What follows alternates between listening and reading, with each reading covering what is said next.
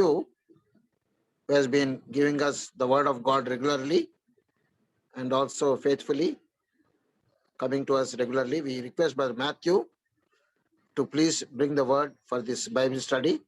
Brother Dev Singh will translate. So welcome Brother Matthew this evening for our Bible study.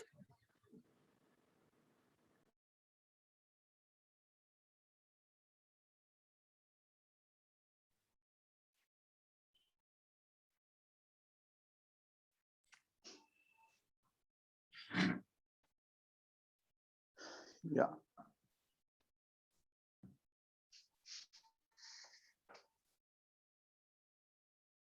Good evening. Praise the Lord. Am I audible? Yes, uncle. Yes, brother. Yes, brother. Okay. Thank you. Let us commit God's word into God's hands. Father, we thank you for this time, this privilege we have to gather in your name. And we commit this time of Bible study into your hands, Lord. You speak to us, Lord. And may we be found faithful in your sight, even as we share your word. And pray for each one of us who is gathered here. We pray, dear Lord, that we will be people of obedience. Thank you for touching our lives. Thank you for your great goodness we enjoy moment by moment in our lives. Thank you, Lord. In Lord Jesus' most precious name we pray. Amen. Yeah. Last few weeks, last few Bible studies, we were talking of the doctrines of salvation. గత కొన్ని Bible పఠనాలలో రక్షణ సిద్ధాంతం గురించి మనం ధ్యానిస్తూ కొనసాగుతూ ఉన్నాం. We covered repentance and faith. పశ్చాత్తాపము, విశ్వాసము అనే అంశాల గురించి మనం ధ్యానిస్తూ వచ్చాం. Now we will see another doctrine of salvation as that, and that is regeneration or new birth. ఈ దినము మరి ఒక రక్షణ సిద్ధాంతంలో భాగంగా ఉన్న అంశము తిరిగి జన్మించుట అనేటువంటి అంశము గురించి మనం ఈ దినం ధ్యానిస్తాం. 2 Corinthians 5:17 says, therefore if anyone is in Christ, he is a new creation. The old has gone, the new has come. 2 కొరింథీ 5:17 చెప్పబడింది, ఎవడైనాను క్రీస్తునందున్న యెడల వాడు నూతన సృష్టి, ఇదిగో పాతవి గతించెను, సమస్తమును కృతవాయెను అనే వాక్యం అక్కడ ఉంది. So it's very important to have a clear understanding of this vital doctrine. కాబట్టి ప్రాముఖ్యమైన సిద్ధాంతం గురించినటువంటి మరి సరియైన గ్రహింపు కలిగి ఉండుట అనేది చాలా ప్రాముఖ్యమైనది. You know, regeneration is the entrance into the kingdom. Entrance is the door of the entrance of the kingdom of God. తిరిగి జన్మించుట అనేది మరి దేవుని యొక్క రాజ్యంలో ప్రవేశానికి ఇది ఒక ప్రవేశ ద్వారము లాంటిది. And repentance is the foundation of salvation. Regeneration is the door of the entrance into God's kingdom.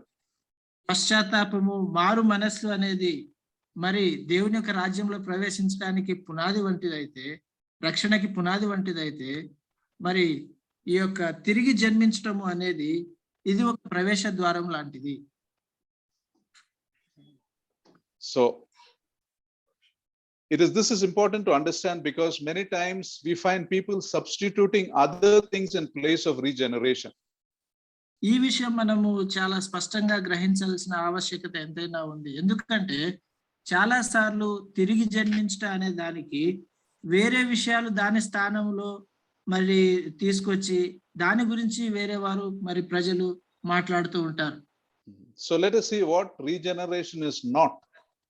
కాబట్టి తిరిగి జన్మించట అంటే ఏది కాదు అనే విషయం గురించి మనం ధ్యానిస్తాం. For example, regeneration is not baptism. ఉదాహరణకు చూస్తే తిరిగి జన్మించట అంటే బాప్తిస్మం పొందుట కాదు. Many people, they say the date of salvation as the day of their baptism.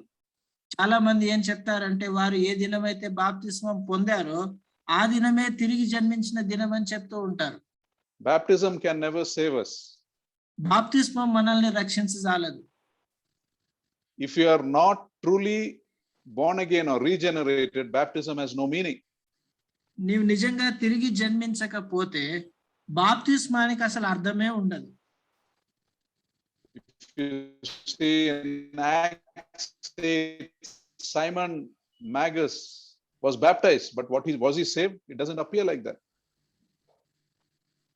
మరి In Acts, Simon Magus, in Acts 8, he was baptized, but he doesn't appear to be saved. మరి అపోస్తలుల కార్యంలో చూస్తే సీమోను అనేటువంటి గరడివాడు బాప్తిస్మం పొందాడు, కానీ ఆయన తిరిగి జన్మించలేదు. And on the other hand, Cornelius, we see in Acts 11, he was saved even before he was baptized. ఇంకొక వైపు చూస్తే మరి 11వ అధ్యాయము అపోస్తలుల కార్యంలో కొర్నేలి విషయం మనం పరిశీలించినప్పుడు ఆయన బాప్తిస్మం పొందక ముందే రక్షణలోనికి వచ్చాడు. So regeneration is not baptism. Regeneration is also not reformation. తిరిగి జన్మించడం అనేది బాప్తిస్మం కాదు.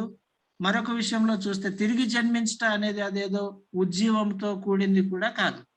Like it is reformation is a step forward in man's development. It is like positive thinking or looking at easy and better ways to do something. Reformation is about the externals, things on the outside. ఒక వ్యక్తి తన యొక్క జీవితంలో ముందడుగు వేయడానికి ఏదో ఒక విషయంలో మరి సరైన దృక్పథంలో ఆలోచించట అనే సంగతులతో ముడిపడి ఉంటుంది. కాబట్టి తిరిగి జన్మించడం అనేది అటువంటి విషయం కూడా కాదు. సరైన దృక్పథము ఆలోచనలు కలిగి ఉండడం లాంటిది. Regeneration is a supernatural act of God.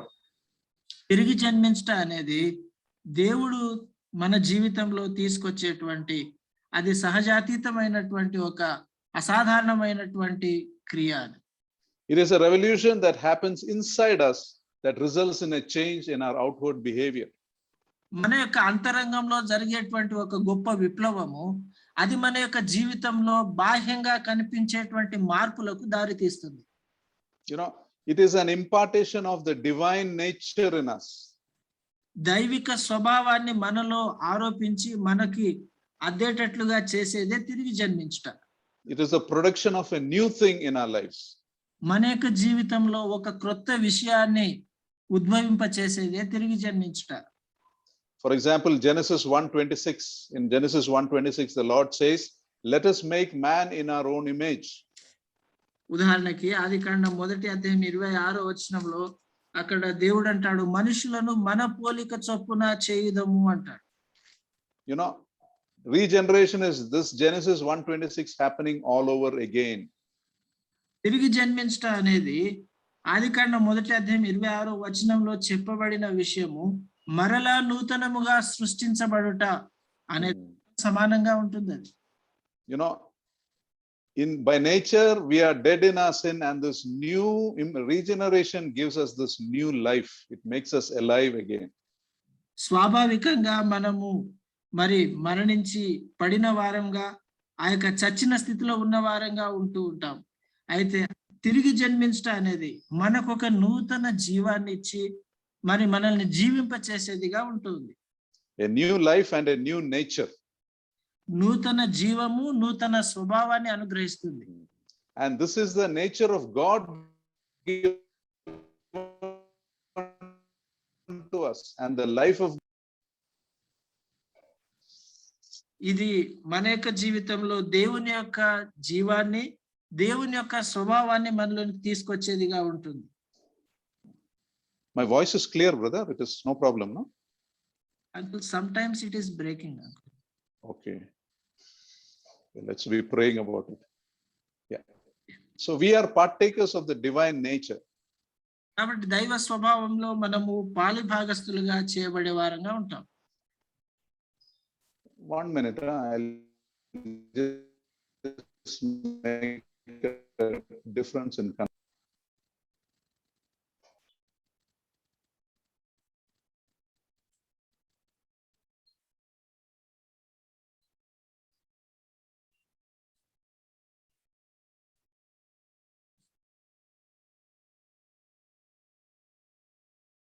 let me know.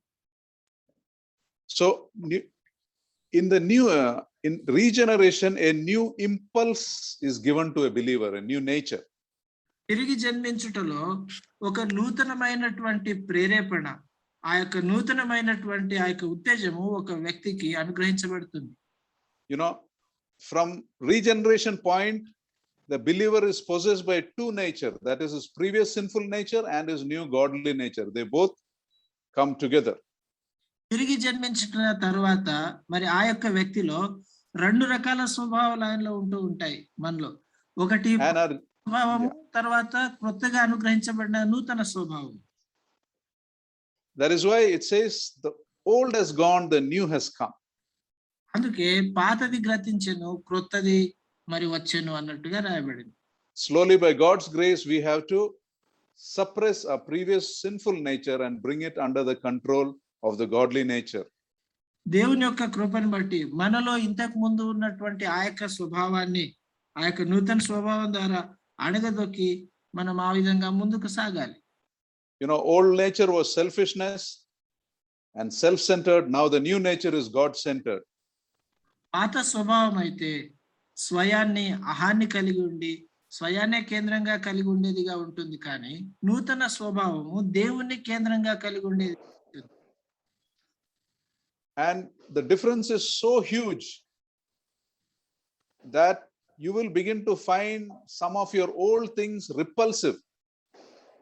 ఆ యొక్క మార్పు ఎంత మరి విప్లవాత్మకంగా ఉంటుంది అంటే, నీలో అంతకు ముందు నీవు కలిగి ఉన్నటువంటి పాత విషయాలని నీవు గ్రహించుకునే వాడుగా ఉంటావు. Paul Washer says like this. దైవజనుడు పాల్ వాషర్ ఈ విధంగా చెప్తాడు. You see, to a pig, if you give him a choice between tasty organic food in one plate and garbage in one plate, what will the pig choose?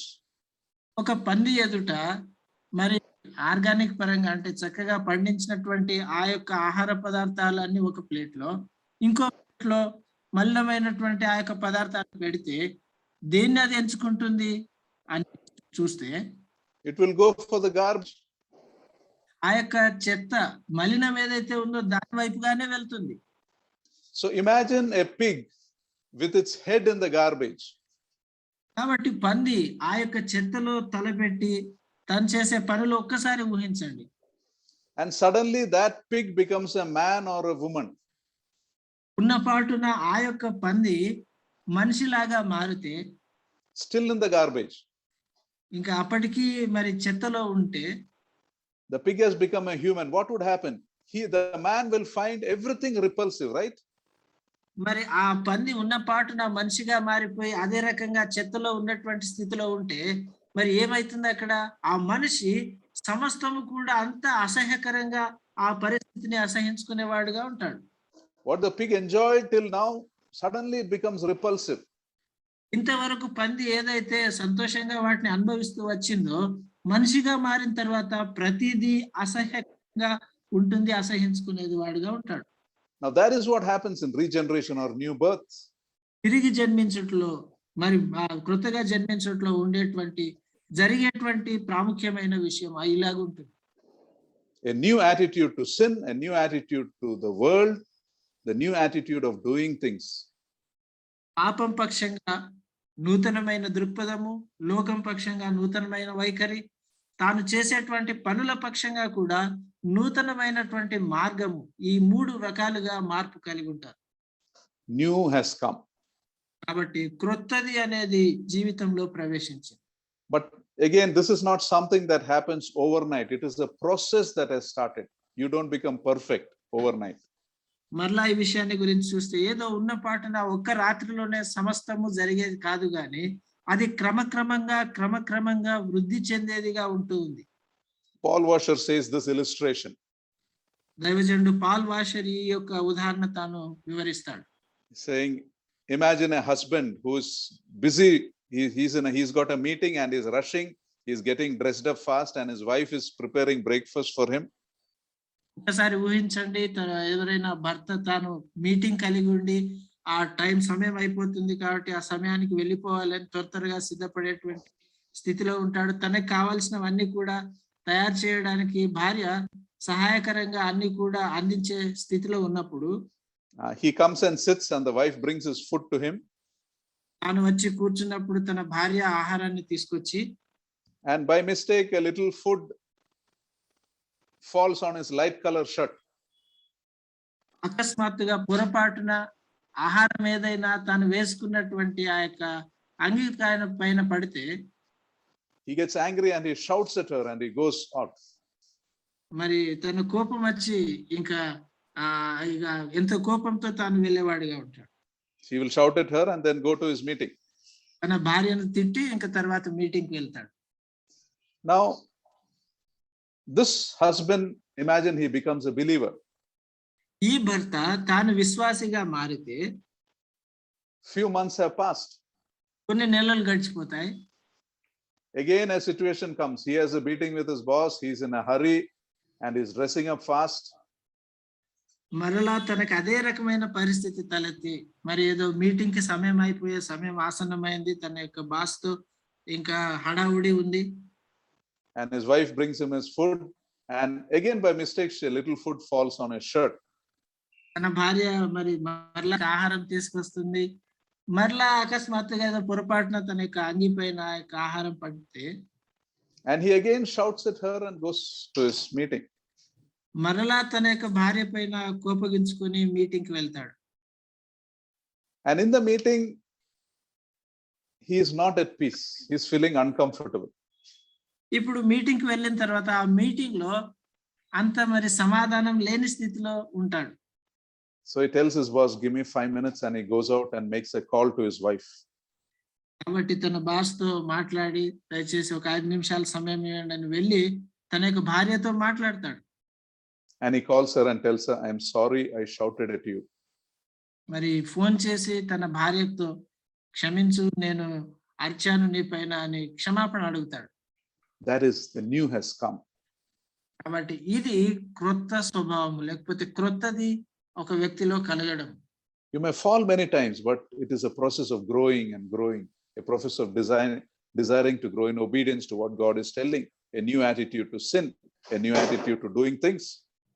చాలా సార్లు మరలా పడిపోతూ ఉండవచ్చు, కానీ నూతనమైనటువంటి వైఖరి, పాపం పక్షంగా నూతనమైన వైఖరి, చేసే పనుల విషయాల్లో కూడా ఒక క్రొత్తదైనటువంటి మార్గంలో ముందుకు సాగడం, ఈ క్రొత్త మార్పు అనేది వ్యక్తి జీవితంలో జరుగుతూ ఉంటుంది.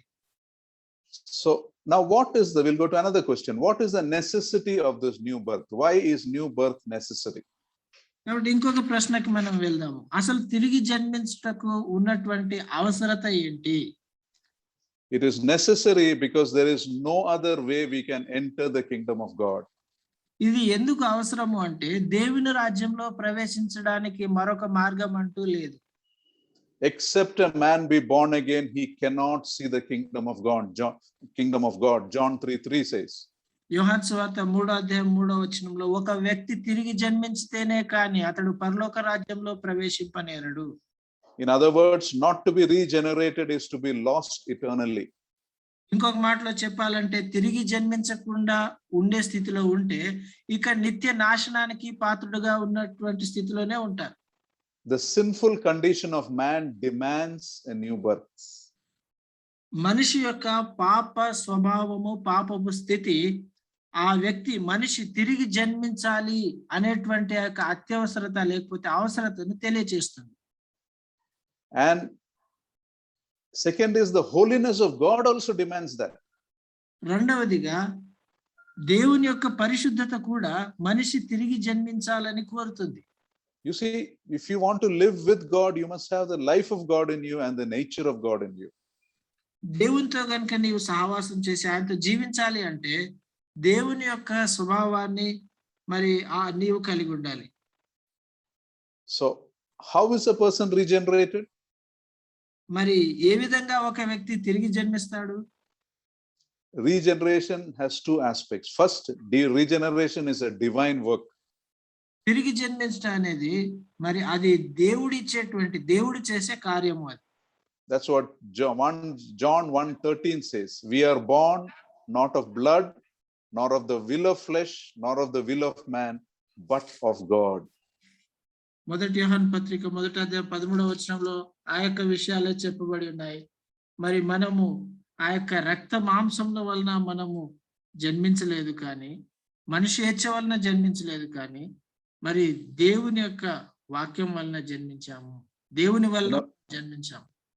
Regeneration is a God's work, divine work in a believer. తిరిగి జన్మించడం అనేది దేవుడు ఒక వ్యక్తి యొక్క జీవితంలో చేసే, విశ్వాస జీవితంలో చేసిన కార్యం. Actually, in many ways, our new birth is like our first birth.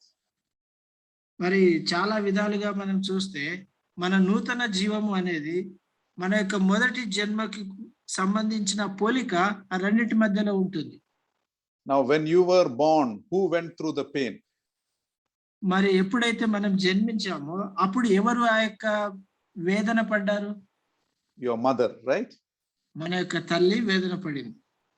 When you to be born again, who goes through the pain? Who went through the pain? God went through the pain. మరి మనం మరలా తిరిగి జన్మించడానికి ఆ వేదన ఎవరు పొందారు? ఆ వేదన దేవుడు పొందాడు.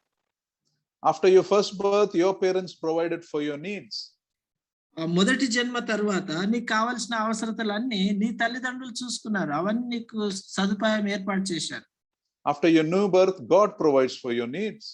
నీవు తిరిగి జన్మించిన తర్వాత నీకు కావాల్సిన అవసరతలన్నీ దేవుడే సమకూర్చి, దేవుడే వాటన్నిటిని నీకు అందించేవాడుగా ఉంటాడు. After your first birth, your parents were patient with you as you grew, as you kept falling, as you kept making mistakes. Your parents were patient with you. So also, after your new birth, God is patient with us, even much more than our parents. మొదటి జన్మ తర్వాత నీవు క్రమక్రమంగా ఎదుగుతుండగా, తిరిగి పడి లేస్తూ ఉండగా, ఇవన్నీ ప్రక్రియలో మరి నీ యొక్క తల్లిదండ్రులు ఆ యొక్క సహనాన్ని చూపి నీ ఎదగడానికి సహాయం చేస్తే, ఆత్మీయంగా తిరిగి జన్మించిన తర్వాత మనము పడి లేస్తూ ఉండగా వాటన్నిటిని కూడా దేవుడు సహిస్తూ మనం ఆత్మీయంగా క్రమక్రమంగా ఎదగడానికి కావాల్సిన సహాయ సహకారాలన్నీ కూడా దేవుడే అందిస్తాడు. But there is one difference between your first birth and the second birth, the new birth. మొదటి జన్మ, తిరిగి పొందేటువంటి ఆ జన్మకి మధ్యలో ఒక ప్రాముఖ్యమైన వ్యత్యాసం ఉంది. In your first birth, you had no choice about being born. You were powerless to do anything. But in this new birth, you have a freedom of choice. మొదటి జన్మలో అసలు నీవు తిరిగి ఆ జన్మించడానికి నీకు ఒక ఎంపిక అంటూ మరి నీవు ఏమి చేయడానికి అక్కడ ఎటువంటి ఆస్కారం లేదు. కానీ తిరిగి జన్మించేటువంటి క్రమంలో నీవు చేసుకునేటువంటి ఎంపిక అనేది అది దృశ్యంలోనికి వస్తుంది. You know, you can choose to be born of God's Spirit. You can choose not to be born of God's Spirit. దేవుని యొక్క ఆత్మ వలన తిరిగి జన్మించడానికి నీవు ఎంపిక చేసుకోవచ్చు. ఆ విధంగా కాకుండా దాన్ని తృణీకరించవచ్చు. The power is God's, the effort is God's, the pain is God's, but the choice is ours. ఆ శక్తి దేవుంది, ఆ ప్రయాస దేవుంది, వేదన దేవుంది. అయితే దాన్ని ఎంపిక చేసుకునేటువంటి ఆ యొక్క నిర్ణయం మాత్రం మనం తీసుకోవాల్సింది. God will never force us. దేవుడు ఏమాత్రము బలవంతం చేయడు. God will take 1,000 steps towards you, but we need to take that one step of realizing that you need God and come to Him. దేవుడు 1000 అడుగులైనా వేసి నీ వైపు సాగుతాడు, కానీ నాకు దేవుడు కావాలి, ఆయన సహాయం అవసరమని నీవు వేయాల్సినటువంటి ఒక్క అడుగు మాత్రము తప్పక నీ వేయాల్సిన పరిస్థితి ఉంది. We've got to realize that without God we have no hope and we are on our way to hell, and we must consciously choose God. దేవుడు లేకుండా నేను జీవించలేను, మరి దేవుడు లేకుండా నేను ఏమి చేయలేను అనేటువంటి గ్రహింపులోనికి, మరి నరకానికి పాత్రుడని అనేటువంటి గ్రహింపులోని కలిగి ఉండి ఆ యొక్క నిర్ణయాన్ని, ఎంపికని మనం చేయాలి. See, 1 John 12:13 says, "Yet to all who received him, to those who believed in his name, he gave the right to become children of God, children born not of natural descent, nor of a human decision or a husband's will, but born of God." యోహాను సువార్త John 1. యోహాను సువార్త 1వ అధ్యాయం 12వ వచనంలో చూస్తే, ఎందరూ తన్ను అంగీకరించును వారందరికీ, అనగా తన నామమందు విశ్వాసం ఉంచిన వారికి దేవుని పిల్లలకు ఆయన అధికారం అనుగ్రహించును. వారు దేవుని వలన పుట్టిన వారే కాని రక్తము వలననైనను, శరీరేచ్ఛల వలననైనను, మానుషేచ్ఛ వలనైనను పుట్టిన వారు car. Man has to believe. That is his part. మనిషి తన వంతుగా చేయాల్సిన పని ఏంటంటే ఆయన విశ్వసించాలి. He has to receive all who received him. ఆయనను అంగీకరించాలి. ఎందరైతే తను అంగీకరిస్తారో వారందరికీ ఆయన అధికారం ఇస్తున్నారు. You see, one side, our regeneration is completely God's work, but on the other side, we have a part to play. ఒకవైపు చూస్తే మనం తిరిగి జన్మించడం అనేది పరిపూర్ణంగా దేవుని చేతిలో ఉన్నట్టుగా కనిపిస్తుంది, కానీ మన వంతుగా మనం చేయాల్సిన పని కూడా ఒకటి ఉంది. Now, if you find this confusing, let me make it clearer. ఒకవేళ ఇది మీకు కొంచెము అర్థం కాకపోతే నేను అర్థమయ్యేటట్టుగా దాన్ని చెప్తాను. In the incident of Lazarus rising from the dead, లాజరు సమాధిలో నుండి తిరిగి లేచేటువంటి ఆ యొక్క క్రియలో Lazarus couldn't rise on his own from the tomb. లాజరు తనంతట తానే ఆ సమాధి నుండి లేవలేదు. But when the Lord called Lazarus, come forth, he came out. ఎప్పుడైతే ప్రభు లాజరు బయటికి రమ్మని పిలిచాడో అప్పుడు లాజరు సమాధిలో నుండి వచ్చేశాడు. Similarly, we who are dead in our sin, we cannot resurrect on our own. But like Lazarus, we can obey the Lord Jesus' command. When he calls us, we can come forth to him. ఆ విధంగానే చచ్చిన స్థితిలో ఉన్నటువంటి మనము మనంతట మనం లేవలేము, కానీ లాజరు దేవుని యొక్క ఆజ్ఞకు ఏ విధంగా లోబడి ఆయన లేచి వచ్చాడో అదే విధంగా మనము కూడా ఆ చచ్చిన స్థితిలో నుండి జీవించబడి మనం తిరిగి లేవచ్చు. Let us read Luke chapter 18 verse 24 to 27. లూకాసు వార్త 18:24 నుండి 27 వచనాలు చదువుదాం. I will read it in English. You just follow in your Bibles. Lord Jesus says, it is easier for a camel to go through the eye of a needle than for a rich man to enter the kingdom of God. And the disciples in astonishment ask him, who then can be saved? And the Lord says, with man it is impossible, but with God all things are possible. Now, what does it mean? With man it is impossible, but with God all things are possible. ఇక్కడ మనుషులకు అసాధ్యమే కానీ దేవునికి అసాధ్యమైనవి ఏదీ లేదు అని చెప్పుట దాంట్లో ఉన్న అర్థం ఏంటి? To understand this important, let us go to the story of Zacchaeus found in Luke chapter 19, 1 onwards. ఈ విషయాన్ని అర్థం చేసుకోవడానికి లూకాసు వార్త 19వ అధ్యాయం మొదటి నుండి ఉన్న జక్కయ్య యొక్క వృత్తాంతాన్ని చూద్దాం. I will read 1 to 4 and then we will read along. మొదటి 4 వచనాలు చదువుతుండగా మనము పరిశీలిస్తాం. The Lord Jesus entered Jericho and was passing through. A man was there by the name Zacchaeus. He was a chief tax collector and was wealthy. He wanted to see who the Lord Jesus was, but being a short man, he could not because of the crowd. So he ran ahead and climbed a sycamore fig tree to see him, since the Lord was coming that way. Now, this is the incident about Zacchaeus. Who was Zacchaeus? మరి జక్కయ్య గురించి మనం చూస్తే జక్కయ్య ఎవరుగా ఉంటున్నాడు? He was a very rich man. ఆయన ధనవంతుడైన వ్యక్తిగా ఉన్నాడు. He had power, he had position, he had wealth. తనకు శక్తి ఉంది, స్థానం ఉంది, ధనం ఉంది. He was the chief of tax collectors. మరి ఆయన సుంకపు గుత్తదారుడుగా ఉంటూ ఉన్నాడు. But Bible tells two more things about him. ఆయన గురించి బైబిల్ మరి 2 విషయాలను గురించి కూడా చెప్తుంది. One is he was a short man. ఒకటి చూస్తే తాను పొట్టివాడుగా ఉన్నాడు. A short man in a big position. ఒక పొట్టిగా ఉన్నటువంటి వ్యక్తి పెద్ద స్థానంలో ఉన్నాడు.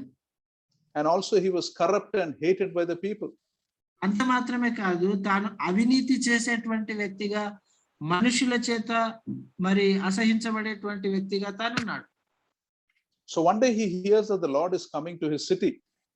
ఒకనొక దినము యేసు ప్రభు ఆ యొక్క గ్రామానికి వస్తున్నాడనే విషయాన్ని తాను విన్నాడు. And this important man does something very undignified. ఈ వ్యక్తి ప్రాముఖ్యమైనటువంటి వ్యక్తి మరి హుందాగా లేని ఒక పనిని తాను చేస్తూ ఉన్నాడు.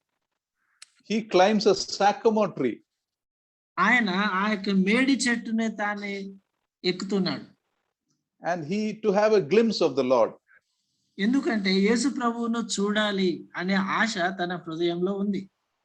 Now, he may not have liked people seeing him in that position, but he wanted to see the Lord. మరి అటువంటి స్థితిలో వేరే వారు చూడాలని తనకు ఉండకపోవచ్చు, కానీ తాను యేసు ప్రభువును చూడాలనే ఆశ తనకుంది. And the Lord comes with a crowd along with him, and he walks under the same tree. ప్రభువు తనతో పాటుగా మరి జన సమూహం వచ్చు ఆ యొక్క మేడి చెట్టు కింద, జక్క ఎక్కడైతే ఉన్నాడో ఆ మేడి చెట్టు కిందకి యేసు ప్రభు వస్తాడు. And the Lord stops there. ఇంకా అక్కడ వచ్చి ప్రభు ఆగి, Zacchaeus' heart must also have stopped. మరి జక్క యొక్క హృదయం కూడా ఒకసారి ఆగిపోయి ఉంటుంది. You know, he would have been embarrassed. The Lord is looking up. Imagine the scene. All the people are also looking at Zacchaeus. మరి ప్రభు ఆయన వైపు చూస్తున్నాడు, ప్రభుతో పాటు వచ్చిన మిగతా వాళ్ళందరూ కూడా జక్కయ్య వైపు చూస్తున్నారు. ఒక్కసారి ఆ యొక్క పరిస్థితిని, దృశ్యాన్ని ఒక్కసారి ఊహించండి. He knows he's a sinner. What will the Lord say? Might have been a question in his mind. బహుశా తన మనసులో తాను పాపినని ఎరుగును, ప్రభు ఏం ఉన్నది అనేటువంటి ప్రశ్న తన మనసులో మెదులుతుండవచ్చు. What does the Lord say? మరి ప్రభు ఏమన్నాడు? The Savior looks at the sinner and says, Zacchaeus, come down immediately. I must stay at your house today. ఇంకా ప్రభు ఆయనతో అన్నాడు, జక్కయ్య త్వరగా క్రిందికి దిగిరా, ఈ దినము నేడు నేను నీ ఇంటిలో బస చేయవలసి ఉన్నది అంటున్నాడు. You see, the Lord did not ask for permission. He gave an instruction, a command. I must stay at your house today. ఇంకా ప్రభు అనుమతి ఏమి అడగలేదు, కానీ నేను నీ యొక్క గృహములో, ఇంటిలో ఉండవలసి ఉన్నదని ఆజ్ఞాపిస్తాను. You see, all the while Zacchaeus thought that he was going to see the Lord. మరి ఇంతవరకు కూడా ప్రభువును తాను చూడనై ఉన్నాడు అనే తన తలంపు కలిగి ఉన్నాడు. But he did not know that the Lord was coming to him. అయితే ప్రభువే తన దగ్గరికి వస్తున్నాడు అనే విషయాన్ని తాను తిరగలేకపోయాడు. And we know the rest of the story. Zacchaeus jumps down and welcomes the Savior into his house, into his home. తర్వాత జరిగిన వృత్తాంతం మనకు తెలుసు. జక్కయ్య కిందికి దిగి ఆయన ఇంటిలోకి యేసుక్రీస్తు ప్రభువారిని ఆహ్వానించి తీసుకువెళ్తాడు. At this, the people who are watching make this comment. మరి ఆ విషయాన్ని చూస్తున్నటువంటి వారు చూసి అవహేళన చేసేవారుగా ఉంటారు. Verse 7 says, their comment is, people began to see him and they begin to mutter, he has gone to be the guest of a sinner. 7వ వచనంలో అందరూ అది చూచి, ఈయన పాపి అయిన మనుషుని యొద్ద బస చేయవలెనని చాలా సనుకునేది. And immediately Zacchaeus responds ఇంకా వెంటనే జక్కయ్య ప్రతిస్పందిస్తాడు by saying, Lord, here and now I give half of my possessions to the poor, and if I have cheated anybody out of anything, I will pay back 4 times the amount. ఇదిగో ప్రభువా, నా ఆస్తిలో సగము బీదలకు ఇచ్చుచున్నాను. నేను ఎవని యొద్దనైనను అన్యాయముగా దేన్నైనాను తీసుకొనిన ఎడల అతనికి 4 గంతలు మరలా చెల్లింతునని ప్రభువుతో చెప్పాను. Now here you see the new regeneration immediately flowing out of his life after the Lord touched his life. ప్రభు తన జీవితాన్ని తాకిన తర్వాత జక్కయ్య యొక్క జీవితంలో ఉన్న పాటున బయటికి ప్రవహించేటువంటి ఆ యొక్క తిరిగి జన్మించట్లో ఉన్న ఆ యొక్క ఫలితాన్ని మనం చూడగలుగుతున్నాం. Here you see the proof of salvation. రక్షణ యొక్క రుజువుని మనం ఇక్కడ చూడగలుగుతున్నాం. You know, Zacchaeus, just make a calculation. If Zacchaeus gives half of his possessions to the poor, and from whatever remains, he gives 4 times the amount to all he has cheated, how much do you think will remain with him? ఒక్కసారి ఊహించండి, ఒకవేళ మనం లెక్కలు కనుక కడితే జక్కయ్య తన దగ్గర ఉన్నటువంటి ఆ యొక్క ఆస్తిలో సగము బీదలకు ఇచ్చి మరి అన్యాయంగా తీసుకున్న దానికి 4 గంటలు మరలా ఆయన చెల్లిస్తే జక్కయ్య దగ్గర ఎంత డబ్బు ఉంటుందని అనుకుంటున్నారు? Very, very less, right? చాలా తక్కువ డబ్బు ఉంటుంది కదా. You see the proof of the new life. Before God came into his life, before God touched his life may have been about money and making more money. ప్రభు తన యొక్క జీవితాన్ని తాకక ముందు, తన జీవితంలో ప్రవేశించక ముందు తన అంతా కూడా డబ్బు సంపాదన దీనిపైనే ఉంది. And now what took him a lifetime to accumulate, he gives away in one sentence of worship.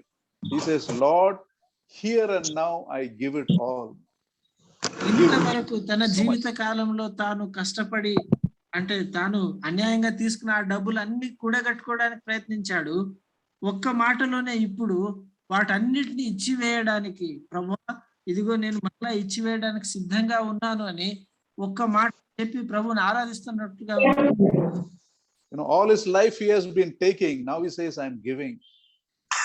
మరి తన జీవిత కాలంలో చూస్తే ఇప్పటి వరకు తాను తీసుకుంటూ ఉన్నాడు, ఇప్పుడైతే మరలా తిరిగి ఇవ్వడానికి సిద్ధంగా ఉన్నాడు.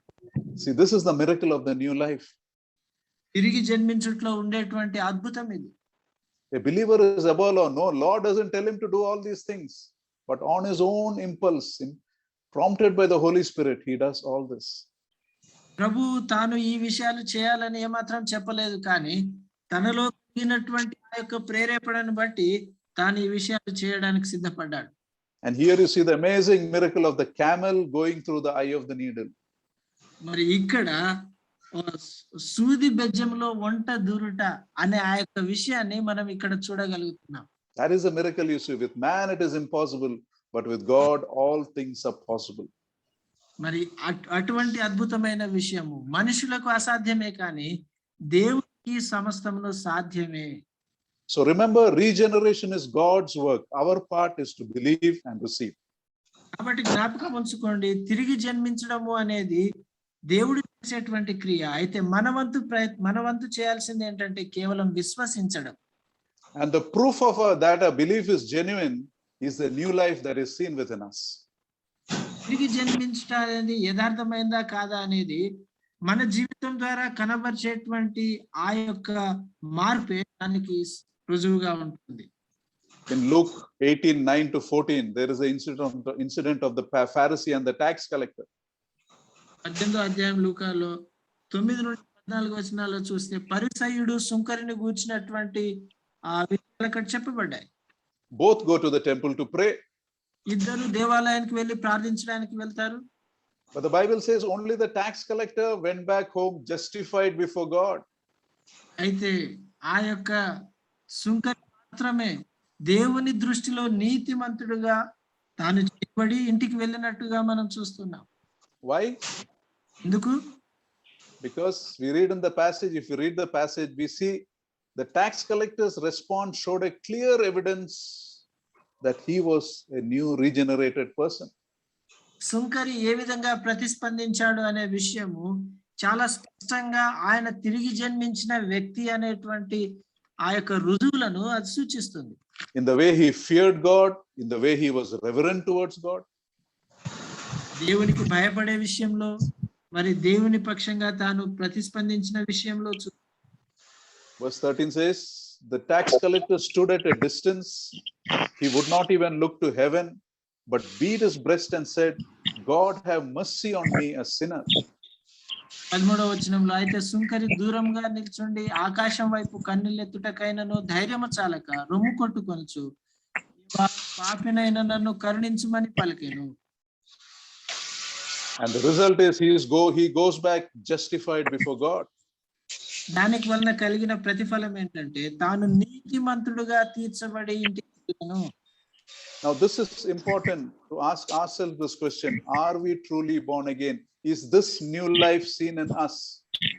కాబట్టి మనము ఒక ప్రశ్న వేసుకోవాలి, యథార్థంగా మనము తిరిగి జన్మించినామా అనేటువంటి విషయాన్ని మనం ప్రశ్నించుకోవాలి. This is most important because we can imagine we are believers, but we can picture ourselves as believers, but that picture may not be a true picture. మనం విశ్వాసులమని తలంచుండవచ్చు, మనం విశ్వాసాన్ని కనబరుచుకుండవచ్చు, కానీ అది వాస్తవం కాకపోవచ్చు. We may only be imagining. కేవలం మనం ఊహించుకుంటూ ఉండవచ్చు. We may be running after the things of the world, yet we may be imagining that we are believers. ఈ లోక సంబంధమైన వాటి వెంబడి మనం పరిగెత్తుకుంటూ ఇంకను నేను విశ్వాసిననే తలంచుకుంటూ ఉండవచ్చు. We may not be having a regular serious time, daily time with the Lord, yet we may be imagining that we are saved. ప్రభువుతో మరి ప్రతి దినము కూడా మౌన ధ్యానం కలిగి ఉండకుండా ఇంకను నేను విశ్వాసిననే ఊహించుకునేటువంటి స్థితిలో ఉంటూ ఉండవచ్చు. We may not be serious in bringing up our families in the ways of the Lord, yet we may be imagining that we are doing fine spiritually. దేవుని యొక్క మార్గంలో కుటుంబం ప్రయాణించినట్టుగా మరి ఆ విధంగా నడిపించకుండా ఇంకను విశ్వాసిని అన్నట్టుగానే తలంచుకునేటువంటి ఆ యొక్క విధంగా ఉంటూ ఉండవచ్చు. In hospitals, we have some instruments that monitor a patient's vital signs, right? ఆసుపత్రిలో మనం చూస్తే ఒక రోగిగా ఉన్న వ్యక్తి యొక్క ఉన్నటువంటి కొన్ని ప్రాముఖ్యమైనటువంటి పారామీటర్స్ ఏ విధంగా ఉన్నాయని వారు ప్రతిసారి చూస్తూ ఉంటారు. Like heartbeat or blood pressure. BP గాని లేకపోతే మరి హార్ట్ బీట్ ఏ విధంగా ఉంది అని చూస్తూ ఉంటారు. Similarly, our new life in Christ will have some vital signs that people can notice. అదే విధంగా క్రీస్తు ప్రభులో తిరిగి జన్మించినటువంటి తర్వాత వేరే వారు కూడా మనలో చూసేటువంటి ప్రస్ఫుటమైనటువంటి కొన్ని లక్షణాలు ఉంటాయి. The proof must be there that we have crossed from death to life. మరణం నుండి జీవంలోనికి మనము దాటాము అనే రుజువులు తప్పనిసరి ఉండాలి. Let me tell of some vital signs a believer must have. ఒక విశ్వాసి కలిగి ఉండాల్సినటువంటి ప్రాముఖ్యమైన లక్షణాలు కొన్ని నేను చెప్తాను. Those who have come into the new life or who are generated, on one side they have a great love for God, for the God who saved them, and on the other side they have a hatred for sin. దేవుడు తమను రక్షించినటువంటి దేవుని పక్షంగా తిరిగి జన్మించిన వారు ఎంతో ఎక్కువైన ప్రేమ కలిగి ఉంటారు. అదే సమయంలో మరొక వైపు పాపాన్ని ద్వేషించేవారుగా ఉంటారు. Those who have come to the saving faith have a hunger for God's word. మరి ఎవరైతే తిరిగి జన్మించారో ఆ యొక్క విశ్వాసాన్ని కలిగిన వారుగా ఉంటూ ఉన్నారో వారు దేవుని వాక్యం కొరకైనటువంటి ఎంతో ఎక్కువైన ఆకలిని కలిగి ఉంటారు. They have a deep desire to grow in obedience to God's word. దేవుని వాక్యానికి విధేయత చూపించాలి అనేటువంటి లోతైన కోరికను కలిగి ఉంటారు. They have a desire to proclaim the Lord Jesus Christ in their lives, through their lives and words. తమ యొక్క జీవితం ద్వారా తమ యొక్క మాటల్లో క్రియల్లో యేసుక్రీస్తు ప్రభువారిని కనపరిచేవారుగా ఉంటారు. They have a desire to know the Lord intimately. ప్రభువుని మరింత ఎరగాలనేటువంటి బలమైన కోరిక కలిగి ఉంటారు. Those who have this new life can now see spiritual truths that they were blind to before. ఇంతకు ముందు ఏ ఆత్మీయమైన విషయాల పక్షంగా గుడ్డివారుగా ఉంటూ వచ్చారో ఇప్పుడు అటువంటి ఆత్మీయ విషయాలను చాలా స్పష్టంగా చూడగలిగేవారుగా ఉంటారు. Those who come to this new life have the internal witness of the Holy Spirit telling them that they belong to God. ఎవరైతే తిరిగి జన్మించిన వారుగా ఈ యొక్క నూతన జీవాన్ని కలిగి ఉన్నారో వారి యొక్క హృదయంలో తాము దేవునికి చెందిన వారము అనేటువంటి ఆ యొక్క స్పర్శ లోపల హృదయాంతరంగంలో ఉండేటువంటి ఆ యొక్క గుర్తు అది మనసాక్షి చెప్తూ ఉంటుంది. Those who have come to this new life, they no longer fear death as they used to fear before. ఎవరైతే తిరిగి జన్మించారో ఇంతకు ముందు మరణానికి ఏ విధంగా అయితే భయపడేవారుగా ఉంటున్నారో అటువంటి విధంలో భయపడే స్థితిలో ఉండరు. They not only don't fear death, but they are happy to leave this earth behind should the Lord call them. మరి వారు మరణానికి భయపడకుండా ఉండేవారుగా మాత్రమే ఉండకుండా అసలు ప్రభు ఎప్పుడు పిలుస్తాడా, ఎప్పుడు పిలిస్తే ప్రభు దగ్గరికి వెళ్తానా అనేటువంటి కోరిక వారిలో ఉంటుంది. They yearn for the day the Lord will return. They will say, "Come, Lord Jesus." ప్రభు వచ్చే ఆ దినం కొరకై కనిపెట్టుకుని ఉంటారు. ప్రభు అయిన యేసు రమ్ము అని చెప్పే స్థితిలో వారు ఉంటారు. Are these vital signs seen in our life? ఈ ప్రాముఖ్యమైనటువంటి గుర్తులు మన యొక్క జీవితంలో కనిపిస్తున్నాయా? Today, many who call themselves believers are not regenerated because this new life and new attitude are not seen in them. ఇది తమను తాము విశ్వాసంగా పిలుచుకునేటువంటి వారిలో చాలా మంది జీవితాల్లో ఇటువంటి ప్రాముఖ్యమైనటువంటి లక్షణాలు వారిలో కనబడవు. వారు విశ్వాసులు car. James 2:19 says, "You believe there is one God, good, but remember even demons believe and shudder." యాకోబు 2:19లో చూస్తే దేవుడు ఒక్కడనే నీవు నమ్ముచున్నావు, అలా నమ్ముట మంచిదే, దయ్యములను నమ్మి వణుకుచున్నవి. Today, many who call themselves believers are not regenerated. We behave like the Pharisee in that incident. తమను తాము విశ్వాసులుగా పిలుచుకునేటువంటి చాలా మంది నిజంగా విశ్వాసులుగా తిరిగి జన్మించలేదు. వారు పరిసయ్యుడు ఏ విధంగానైతే ప్రవర్తించాడో ఆ విధంగా ప్రవర్తించేవారుగా ఉంటారు. You see, in Luke 18:12, in Luke 18, we had seen the Pharisee and the tax collector. The Pharisee, what does he pray? He prays, God, I thank you that I am not like the other men. I am not like even this tax collector. లూకా సువార్త 18వ అధ్యాయంలో ఆ విషయాలు మనం చూస్తూ వచ్చాము. పరిసయ్యుడు ఏ విధంగా ప్రార్థిస్తున్నాడు? దేవా, నేను ఈ వ్యక్తి వలె ఉన్నందుకు నేను నీకు కృతజ్ఞతలు చెల్లిస్తున్నాను అంటున్నాడు. You know, we can also pray like this. Lord, I thank you for saving me and yet not be saved. మనం కూడా ప్రభువా నన్ను రక్షించినందుకు వందనాలు అని చెప్పి రక్షణ స్థితిలో ఉండవచ్చు. The Lord says in Matthew 5:20, I tell you that unless your righteousness surpasses that of the Pharisee and the teachers of the law, you will certainly not enter the kingdom of heaven. మత్తయి సువార్త 5వ అధ్యాయం 20వ వచనంలో యేసు ప్రభు అంటాడు కదా, శాస్త్రుల నీతి కంటేను పరిసయ్యుల నీతి కంటేను మీ నీతి అధికము కాని ఎడల మీరు పరలోక రాజ్యంలో ప్రవేశింపనేరని మీతో చెప్పుచున్నాను. Now, who are the Pharisees? ఇప్పుడు పరిసయ్యులు అంటే ఎవరు? They were people set apart for the things of God.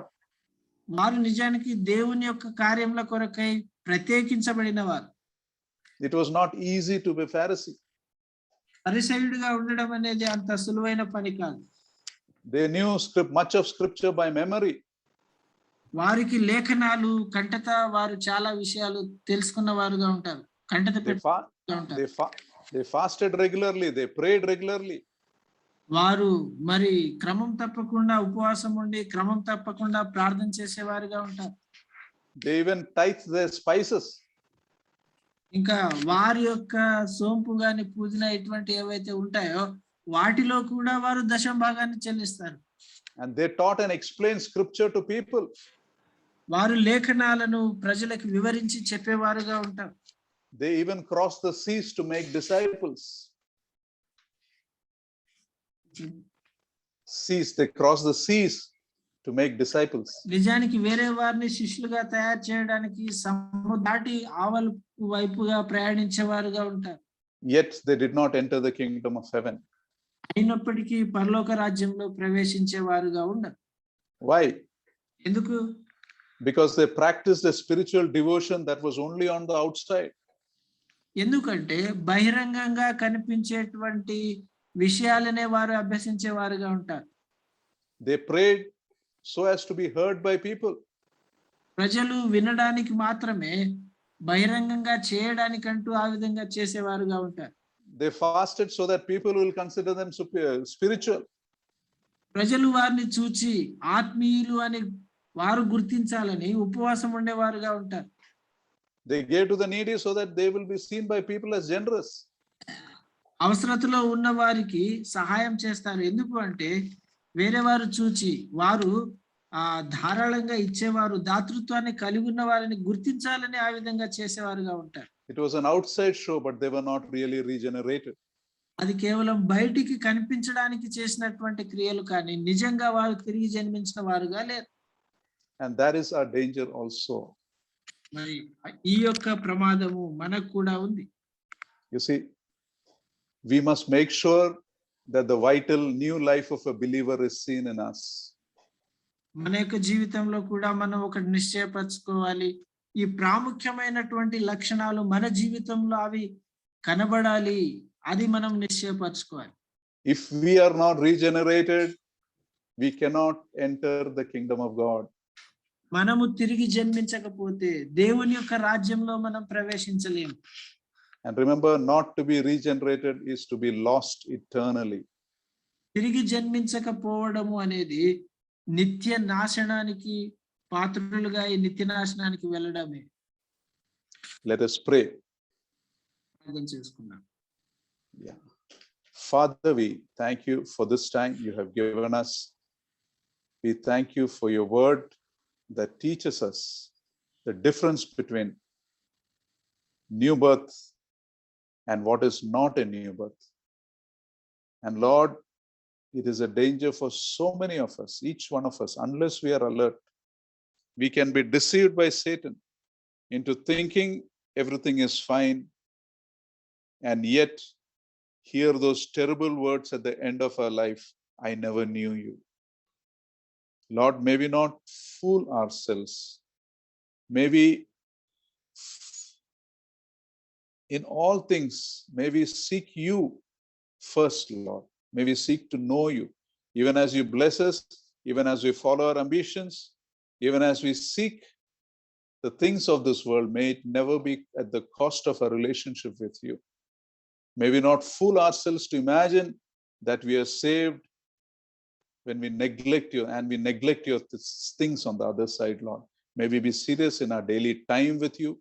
May we be serious in bringing our families in your ways. May we seek to proclaim you with our life and our words. May we have this deep desire not only to read your word, but to show obedience to your word, and give us a great love in our hearts, Lord. A sign of our obedience, your word says, is the love we have for you. Or our love for you is shown by the obedience we show. Lead us and guide us, Master, not to be deceived by the evil one, but may this new life flow through our lives. In small measures, may we show submission tonight, Lord. May we examine our lives. We thank you, Lord, for so precious a gift of salvation. May we hold on to it and never leave it. May we grow in your knowledge, grow in your ways, grow in knowing you, Lord Jesus. Thank you and praise you, Master. In Lord Jesus' most precious name we pray. Amen. Thank you. God bless you. Brother Daikar Banner, brother. Meerunnara? Hello? Hello?